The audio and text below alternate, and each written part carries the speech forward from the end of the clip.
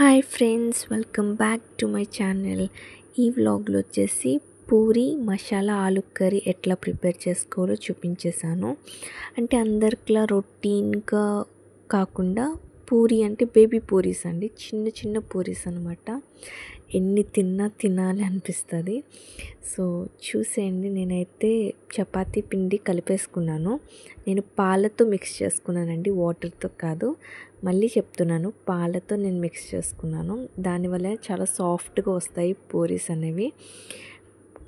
Prepare చేసుకుని పక్కనైతే పెట్టేసుకుని curry preparation చూపిస్తున్నాను కదండి, అట్లాగా ఆయిల్లో ఆనియన్స్ ఫ్రై చేసేసుకుని, ఆనియన్స్ మిర్చి ఫ్రై చేసుకుని, నేను పొటాటోస్ అయితే ముందే కుక్కర్లో బాయిల్ చేసుకున్నాను.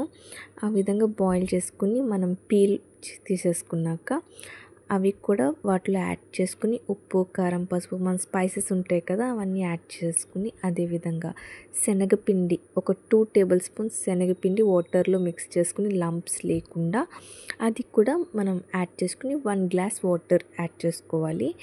కొంచెం అల్లం వెల్లుల్లి పేస్ట్ వేసుకుని మనం అది బాగా బాయిల్ అయ్యే వరకు కర్రీ అయితే అట్లా పక్కన నేను చిన్న చిన్న బేబీ పూరీస్ చేసుకుంటున్నాను. చూసారు కదా సైజ్ కూడా.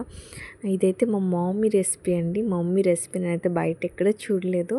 నాకు తెలీదు మరి ఎవరైనా చేశారో లేదో. నేనైతే మమ్మీ దగ్గరే ఫస్ట్ చూశాను, అదే చూపిస్తున్నాను మీకు కూడా. చిన్న చిన్న పూరీస్ అనమాట. చూసారు ఎంత బాగా పొంగుతున్నాయో. అంటే ఫ్రెష్గా అప్పటికప్పుడు చేసుకుంటే మనకు అట్లా పొంగుతాయి అన్నమాట. సో అలాగే ఆయిల్ కూడా బాగా హీట్ ఎక్కువగా ఉండాలి, అప్పుడు పూరీస్ అనేవి మంచిగా పొంగుతాయి. ఈ విధంగా మీకు ఈ రెసిపీ నచ్చినట్లయితే కామెంట్ చేయండి.